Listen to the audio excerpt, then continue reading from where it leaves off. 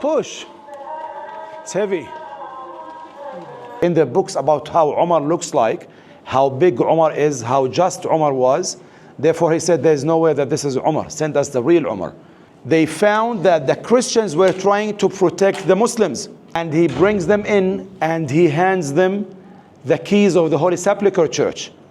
And he appoints them to be the key keepers and the Holy Sepulchre's seal holder. Two Muslim families are in charge for the church. Muslims were exactly the opposite. Muslims would come in and they would just add to what already exists. They have no interest of wiping out other people's culture.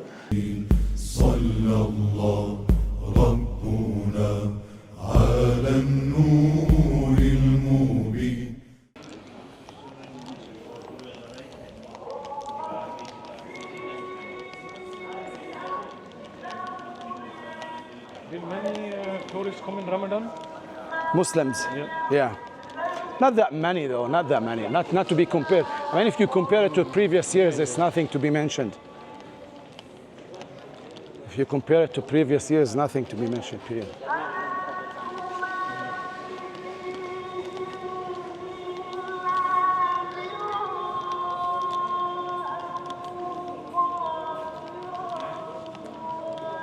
السلام عليكم. الله يعطيك العافية يا أمير.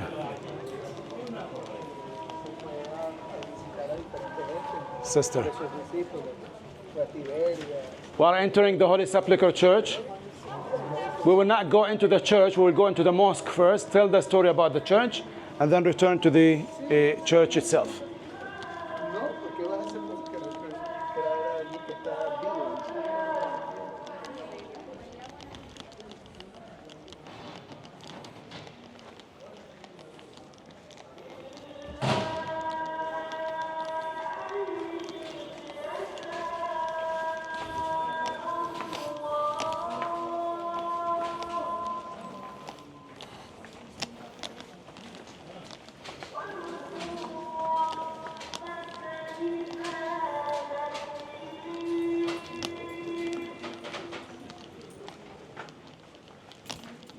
يعطيك العافية يا أمير.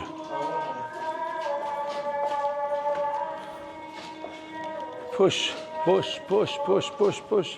Don't hesitate. Go. Push. It's heavy. I was about to push you. Push me, not yet.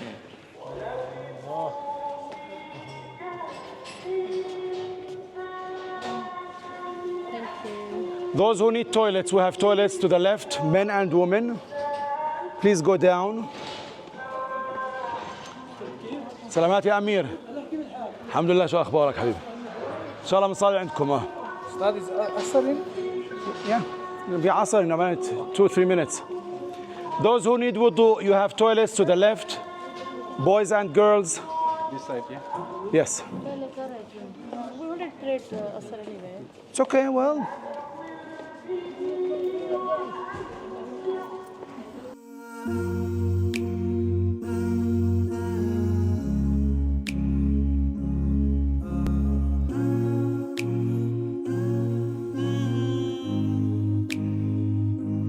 I will not fall, but I'm forgotten. I'm standing tall.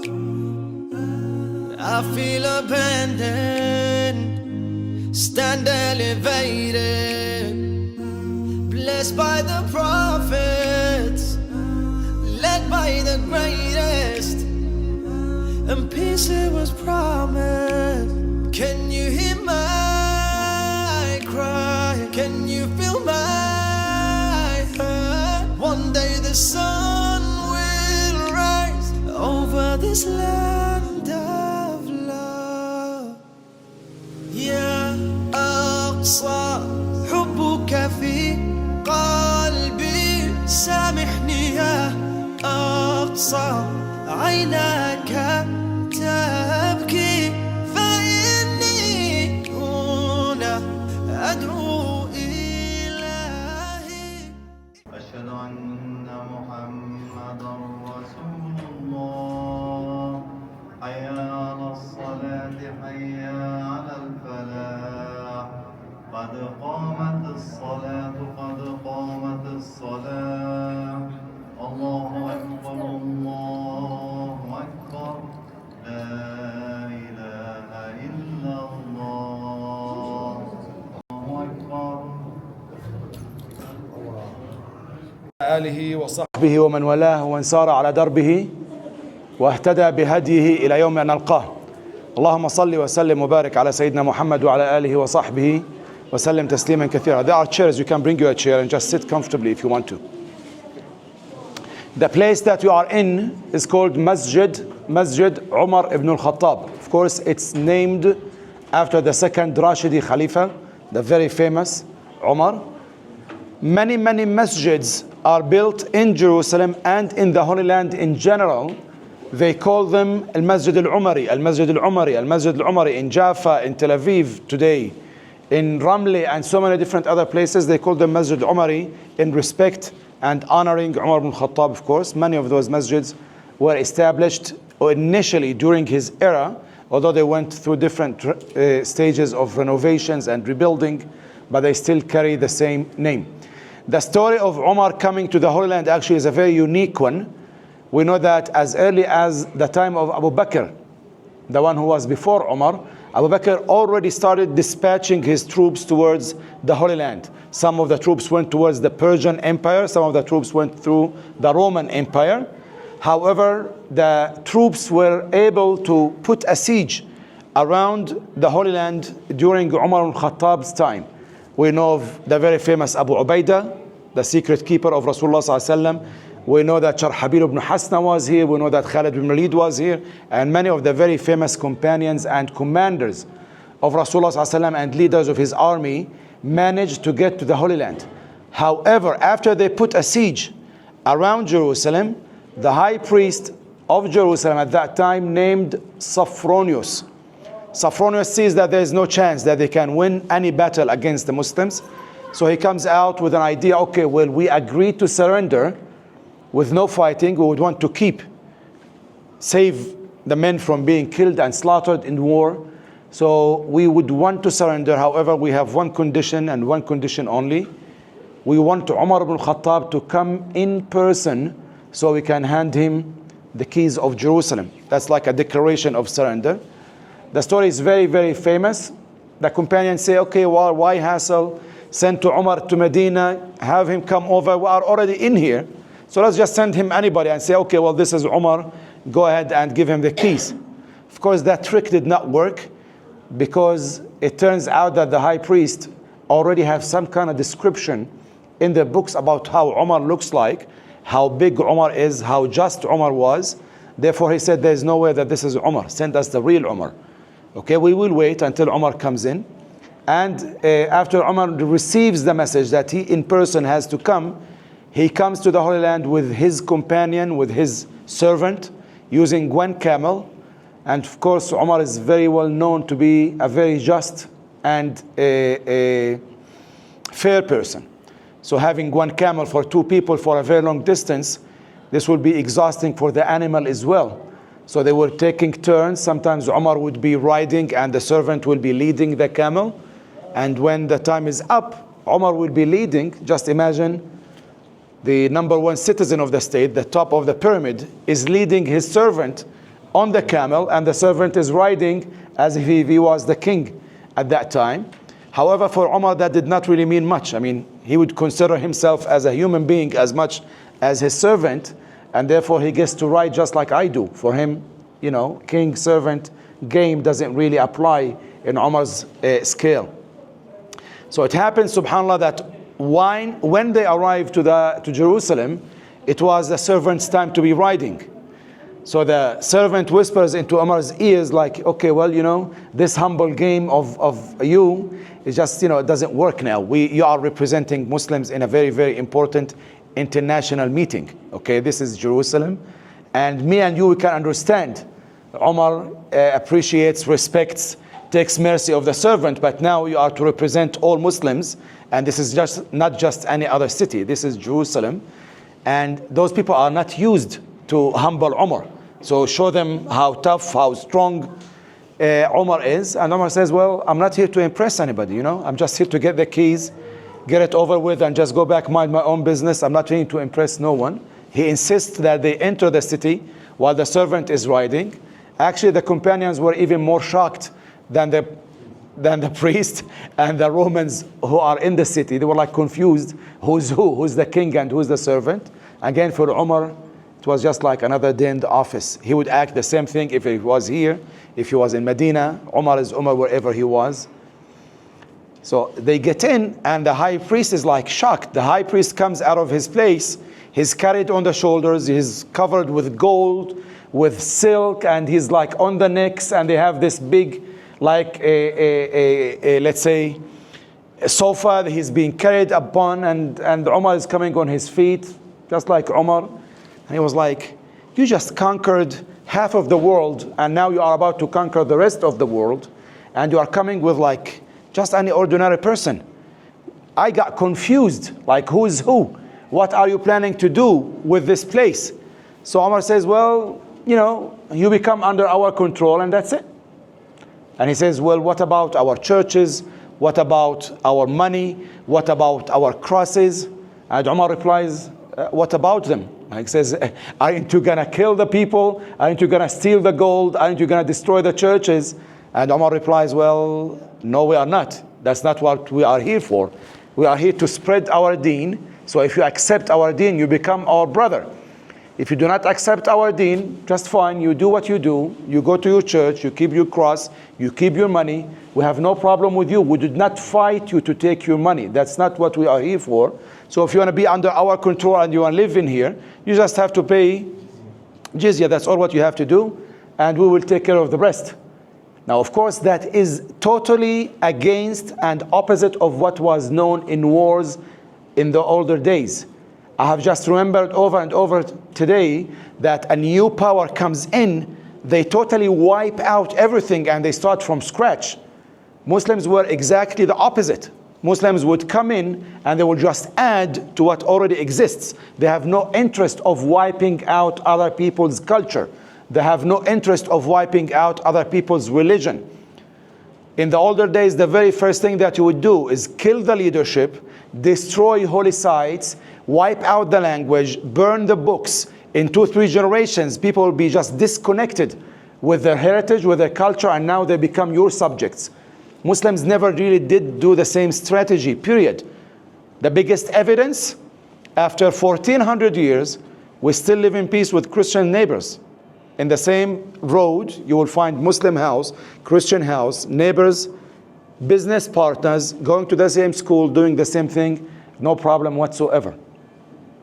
So the high priest says, okay, well, I'm very happy to hear that, but let's have that written. You know, I want to have that on paper because I don't know what's going to happen in the next 2, 3, 4, 10 years. Umar is going to die sometime, but let's have that on paper. So Umar says, okay, well, I have no problem with that. That's why they do sign what's known as the Umar Treaty or the Umar Creed. It's written outside in Arabic and in Hebrew. In that treaty, Umar says and writes that from Amir al-Mu'mineen, the leader of the Muslims, the Mu'mins, Umar ibn Al-Khattab, I am here to declare that we did put our control over this piece of land, and we are here to declare that we give freedom of worship to the existing residents of Jerusalem. The Christians get to keep their churches, their crosses, their places of worship. Muslims are not to force anybody to convert to their religion under any circumstances. The only ones who need to evacuate, to leave the city, are like the politicians. You know, the Roman politicians would start riots and so on. Those are the only ones who need to evacuate, as well as the high priest insists in this occasion, since they did not have the capability before then, that the Jewish residents get to evacuate Jerusalem as well. They want to be under the Muslims. They don't want to have any Jewish neighbors. Umar agrees on that. He gives them that agreement as well. And Umar says, once you become under the Muslims, you need to pay jizya. The definition of jizya is like tax. You pay a tax per person. Whenever you have the money to pay the jizya, then you have to pay it. When you do not have that money because you are a peasant, you are a farmer, you still have to wait for your harvest and so on, No rush. Whenever you get to collect your crops, you sell your harvest and then you pay us your jizya. In return, we are responsible for your safety. Whenever other nations, whenever war happens, you as a Christian, you do not have to go out to fight. We as Muslims, since you pay us your jizya, we are the ones who are going to fight on our behalf and your behalf as well. Just to give you an idea, jizya was a very, very small amount of money. It was like a symbolic amount of money just to show that you are agreeing to live under the Muslims' leadership. Okay? It's not something that people could not pay. It was never an amount of money that you could not pay. At the same time, when you get older and you are living under the Muslims' control, Muslims will start paying you back. There's an example of Umar ibn Al-Khattab meeting with one of Ahl al-Dhimma, Ahl al-Kitab in Medina. That old man was sitting on this corner and begging money, and Umar sees him and he says, you shouldn't be doing that. We took your money for jizya when you were young and capable of paying, and now you are old and you cannot pay. We should cover your expenses. So Umar takes him with his hand to Bayt al-Mal, to the treasury, and he says, this man gets a monthly salary from this day on. He did pay his dues when he was capable of. Now he's incapable of paying, then we will cover his expenses. He is not to stand, he was trying to keep him his dignity. You should not be begging once you are under the Muslims' control. The biggest example that actually turns the idea totally upside down of what people have been always trying to give the impression that Muslims have been spreading Islam with the sword. I will give you a live example of Jerusalem actually. If you look at the calendar, Muslims have been here since the third, let's say, 680, 670, Umar al-Khattab is already here. That's the end of the 7th century AD. Christians started massively converting to Islam only in the mid-19th century. That means that it took them almost 200 years for the Christian community to test, to experience, to live as neighbors, to work as partners, to see how Muslims would be treating them. It was not before 2, 3, 5, 6 generations had to be changed. Later on, the grandchildren of those who met Umar, they just discovered that Muslims are not really there to kill, to rob the money, to rape the women, and to kill those who would disagree with them. That is, of course, the impression that the Western world and media today would like always to talk about Muslims. That was not the story. That was not the story then. It will never be the story. Okay, 200 years, people were like living together. Finally, then generations down the road, they realized, well, those guys are really good ones. They are not pushing us. They are not trying to take our money. They are not trying to take our businesses. They are not trying to push us to the side. They give us freedom of worship. Until today, actually, this is a very good thing that I'm always proud of. Whenever we do have hostility and very high tensions between Muslims and Christians and things get really serious, guess what? Christians would go to their homes, bring Umar's treaty, and will come to the Muslim and say, well, you cannot do anything to me. I have a guarantee from Umar 1400 years back that says you cannot touch me. You cannot take my money. You cannot take my church. You cannot kick me out of my place. This is mine by Umar's agreement. It's not you. It's not your grandfather. I am here to stay. And Umar wrote me this right 1400 years ago. The ones who are witnessing the treaty were Khalid ibn Walid, Muawiyah ibn Abi Sufyan, and many of the high scholars, of course, and companions of Rasulullah sallallahu alaihi wasallam. This is just an example of how things are in here. Alhamdulillah, we never really had any type of hostility between the communities. Even when the Crusaders came here, remember I told you that Al-Hakim bi-Amrillah, the Fatimid leader, got angry and he started destroying the churches, including this church over here. So when the Crusaders arrived some 90 years after, they found that the Christians were trying to protect the Muslims. Eastern Christians, we call them the Orthodox Christians, they've been partners. Some of them got married, Muslim men getting married to Christian women and so on. So we're trying to protect them. Those are our people. You are invaders. You are coming from Europe and you are trying to kill everybody. You should not be killing them. So evidently some of the Christians, the local Christians, were butchered along with the Muslims in here. Okay, this is how bad the Crusader campaigns were. So when Salah ad-Din gained the city back, of course, he kicked out the Crusaders, soldiers, and of course he spared the local Christians. Actually, there were some amongst the Salah ad-Din's troops who were trying to convince Umar, they were trying to convince Salah ad-Din, let's just get rid of this church, let's just destroy it, clean it and destroy it once and for all. And Salah ad-Din replies, who am I to destroy the church that that Umar ibn Al-Khattab said that nobody can touch it?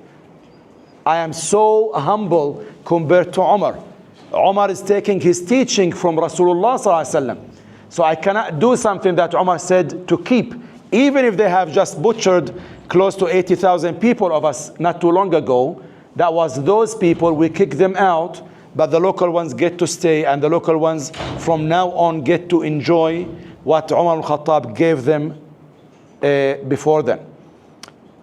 Salah ad-Din actually is not satisfied with this yet, because he knew that some local ones who've lost their whole families by the Crusaders, they might want to revenge. So Umar al-Khattab brings out the most two influential and strong family representatives. We do have family of Husseini and we do have family of Nusayba. The two most important until today, those are like the high family members, like the Ashraf al-Madina, like the high position people. And he brings them in and he hands them the keys of the Holy Sepulchre Church. And he appoints them to be the key keepers and the Holy Sepulchre's seal holder. Two Muslim families are in charge for the church. This sounds crazy, but until today, since 800 years and still counting, every single morning and every single evening, a representative of this family will come in and open the church, and only then Christians will go into their church. Evening time, when it's time to shut down the church, he will come back again. The church will be shut down. He will lock down the keys and he will take the keys, and that is what he's been doing, the family members, for generations now. Until today, he has the high seal, Husseini family. That means that all administrative issues, cases, renovation, just like what's happening now, changes in the church, whatever needs to be done on the administrative level, he has to agree and put his stamp on it. Otherwise, it will not becoming a reality. It will be just something, a proposition. But after he puts his seal on it, then it's an okay thing to do. Okay? Until today, I encourage you just to Google or go to YouTube, just type Holy Sepulchre keys. I do have photos with the family representatives, very nice people. You can follow them if you like on Facebook or on WhatsApp, on Instagram. They usually have to be present whenever we do have international delegations coming to visit. For example, when we do have people from the Vatican, when we do have international ministries coming to visit, and when we do have the high priests coming to visit, the Pope coming to visit, they have always to be there. They have to be very well dressed. Now, those guys know everything about Christianity, not only about Catholics, not only about Orthodox, about the 5 different denominations, because they are the ones who share the church. We have the Greek Orthodox, we do have the Catholics, we do have the Armenians, we do have the Coptics, which is like Egyptian Christians, and then we do have Syriacs. Syriacs, Armenians, Catholics, Orthodox, and Copts. Those 5 denominations, they have different times to celebrate. They have different times to pray. They have different times for their holidays. That representative has to know every single thing about their holidays in details, because he has to be present whenever they come in to do their sermons. Therefore, he starts preparing his son, his successor, at a very young age, so he grows up into this, and then he will have the honor of having the key of the Holy Sepulchre Church. Do you have any question? Yes. Please. So if, for example, there's a situation, as you say, is Muslim, as we have say Ramadan or Eid, and somebody's coming and there's a conflict of interest, what happens? No, his first priority is to be at the church. Now, I feel bad for that guy he has to prepare. If he wants to go on a vacation, he has to prepare that somebody has to replace him, that he knows every single thing about what's going to happen during his time out. That's why we have two different families. People get sick, people fly away, people have some emergencies and so on. They get sick, so the other person will be able to cover up for him. That's why we have two different people who has the same responsibility. And they have to be there. Just imagine on Easter, the church is open for a whole week, 24/7. Now those guys have to be inside the church because it's their responsibility for law and order. It's their responsibility to make sure that everything is going according to the book. Just think about Mecca when you have Hajj season. You have millions in there. We do not have millions because the place is very small, but we have tens, if not hundreds of thousands coming to the church. Now that person has to make sure that each and every one of those guys comes and goes back to his family in Europe safe and happy and fulfilling his duties. That means that he has to be here 24/7 for a whole week, which is a great, of course, honor, but very, very exhausting. But they do that, of course. Questions? Please. The question that I asked before about the Armenian quarter, why is the Armenian quarter separate? Armenian quarter is separate from the Christian quarter, although Armenians are Christians. Yeah. Okay? The Armenians are the first community to adopt Christianity as a nation. The first nation as a nation to adopt Christianity was the Armenians. Okay? Messengers started spreading the word of Christianity in different parts of the world. They went as far as Mount Ararat, which is today on the borders between Azerbaijan, Turkey, and Armenia. They met the king in that area. The king adopted Christianity. In the older days, people would follow the king. If the king turns to be Christian, then the population follows the king and they become Christians. So they adopted Christianity following their king, the first nation. Immediately, they started immigrating to Jerusalem, to the Holy Land, trying to be in the places where their Savior, where their Lord lived, stayed, born, buried, resurrected, performed all his miracles. So Armenians started immigrating to Jerusalem in the 4th century, late 4th century. We already have Armenian presence in the Holy Land. Since that time, they have been growing and growing and growing and so on. So they did not, since they do have a big chunk of the old city, today's old city, they said, why should we share it with the other Christian denominations? We have a big piece already, let's just keep it for ourselves. Okay, ironically, today we have more buildings that belong to the Armenians more than Armenian members inside the old city. We have more houses and shops more than we have Armenians in the old city. Most of them have either immigrated or lived outside of the city, but they are enjoying actually having an Armenian citizenship, an Israeli citizenship, a Jordanian citizenship, and so on. So they pretty much can go and comfortably move from one place to the other. Armenians, unlike other Eastern Christians, did not or were not punished like other Christians once the Crusaders arrived. Okay? Once the Crusaders arrived, Armenians were not punished like the Eastern Christians. On the contrary, they managed to have their daughters to get married to the Crusaders' kings immediately. And therefore their wives became the queens of the Crusaders and mothers of the future Crusader kings. And that way they even spread out their influence into the newborn Crusader kingdom. Okay? Now the very, very famous question that I asked my teacher, how could the Armenians do it? Like Crusaders were coming over here trying to kill everybody. How could they manage to send their girls to get married to the knights of the Crusaders and managed to put their influence this big. And he says, well, I have no answer for that, but if you watch the Kardashians, I think that you will be able to understand. He was trying to refer that the Armenians actually were, until today, some of the most beautiful ladies that we have in the old city are Armenians. Some of the most beautiful ladies that we have in the old city or in Jerusalem are Armenians. So it happens that they met some beautiful Armenian women once they came in, so they just took them as wives, and then they were spared. Until today, Armenians do not really reveal their secrets to other denominations. Like, they are professional jewelers, they are professional artists, they are professional painters. I'm talking about international level. You can work with an Armenian all your life long, and he will never teach you how to become a skillful craftsman. Okay, you can always bring him the tools, you can always help him out, but you will never become an Armenian as skillful, as good as he is.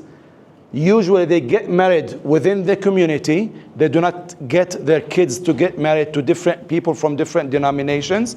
So Armenian boys usually get married to Armenian girls and the opposite. They still have their own language after being in the Holy Land for something like 1200 years or so. You will never find 2 or 3 Armenian people talking anything but Armenian. Okay, now you get to them, you can communicate with them in English, you can communicate with them in Arabic, you can communicate with them in Hebrew. They speak many languages, but once they are together, it's only Armenian. And they are very strict. The Armenians are very religious. They have their own customs and traditions. They are very, very holding tight on it. Okay? Like, you meet an Armenian today, you'll think that you are talking to a man from the medieval ages. And still they have the same, like, okay, this is who we are. We have to, like, be close, otherwise we'll be lost. Okay? Questions? The genocide in 1915 of the Armenians, has that not influenced? It did, actually. What happened with the Armenians during the Ottoman Empire or era in the World War I? This is a very political, controversial question, but you get to have an answer for it. What happened is that the Armenians, they were under the Ottomans already. Ottomans ruled over big parts of Europe. The Allies at that time, they realized, of course, you know, the rule divide and conquer I mentioned earlier today worked in the old days and works until today. So they were already looking for people who can recruit and have them work with them against the common enemy, who would be the Ottomans. So the Brits and the Allies went behind the Ottomans and managed to convince the Armenians pretty much to open up for them so they can come and attack the Ottomans from their backs.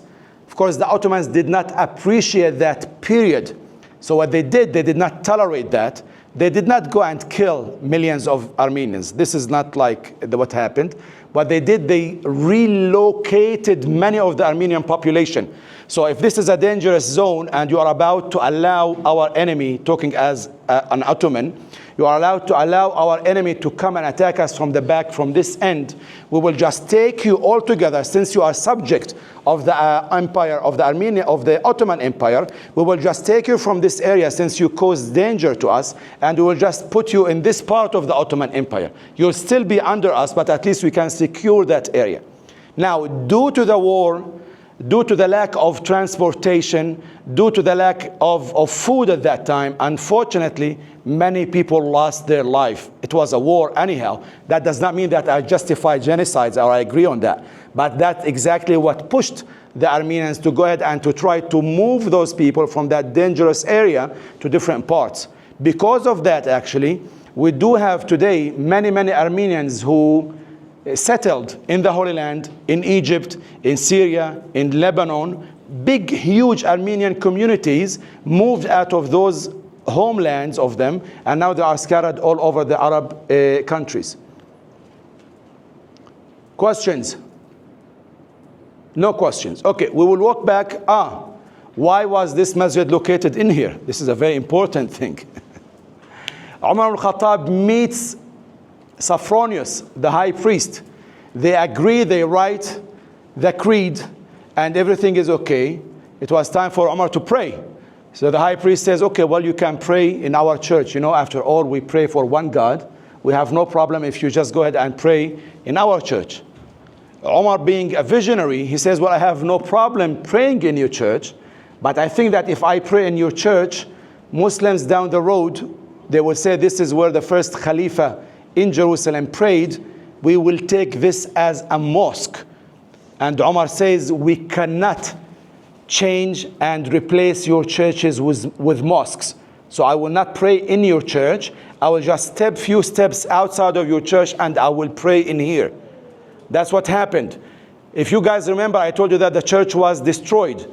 Before the church was destroyed, this wall over here where the toilets are, this was the wall for the church on that side and the masjid on this side. So they shared the same wall. Now we walk some stone staircase, right, to get to here. Before then, before the church was destroyed, there was no space between them, period. They were sharing the same wall. One side of the wall was the church. The other side of the wall was the mosque. Again, because Umar realized that Muslims most likely will build a mosque where he prayed. And to save and preserve the church, he did not want to pray inside, so he prayed outside, and that's what happened. That's why the masjid is in this side. Very beautifully happens most of the times when I bring Christian groups. I will be coming to pray Asr, and the church's bells will be ringing. So they go to pray, I come to pray, and then we'll meet halfway outside. This is something that's very, very beautiful. It just shows how tolerant Muslims are and how tolerant Muslims should be.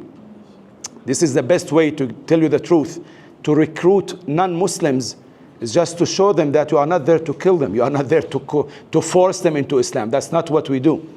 And again, all what they are trying to talk about us is just false information for a very political reason.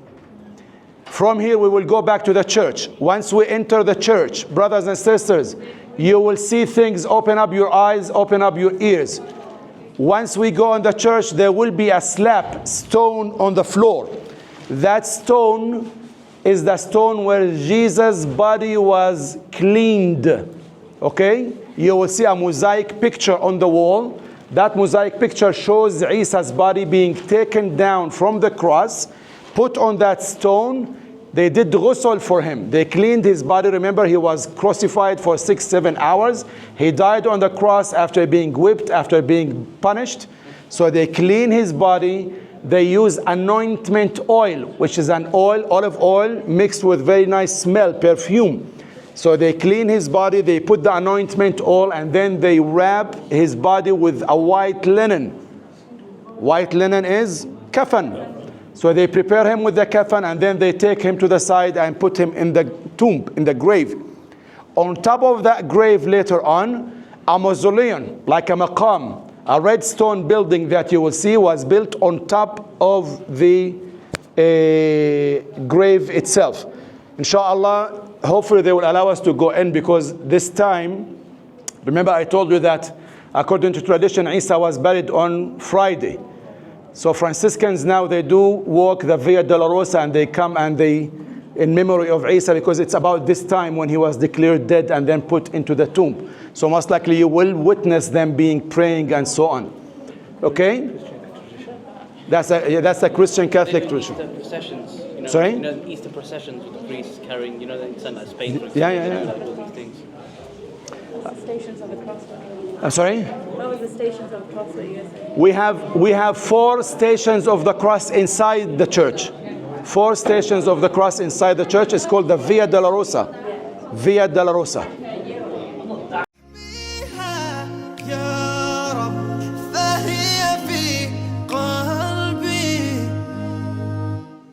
It is the first Qibla in Islam, Al-Aqsa and peace goes hand in hand. This is a home, it is alright. Yes, Allah knows it's all Palestine. Can you hear my cry? Can you feel my hurt? One day the sun will rise over this land of love.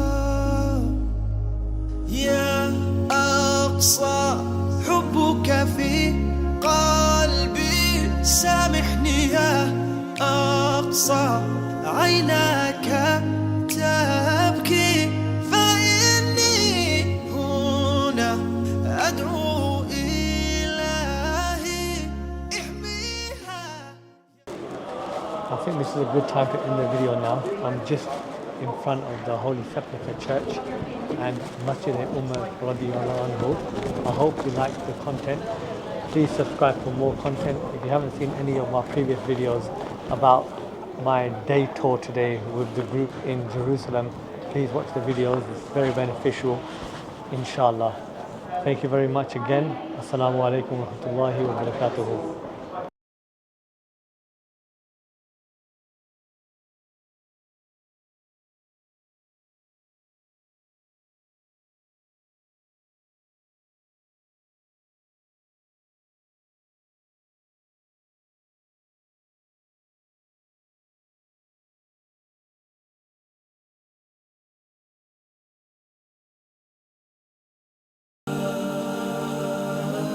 लाखों सलाम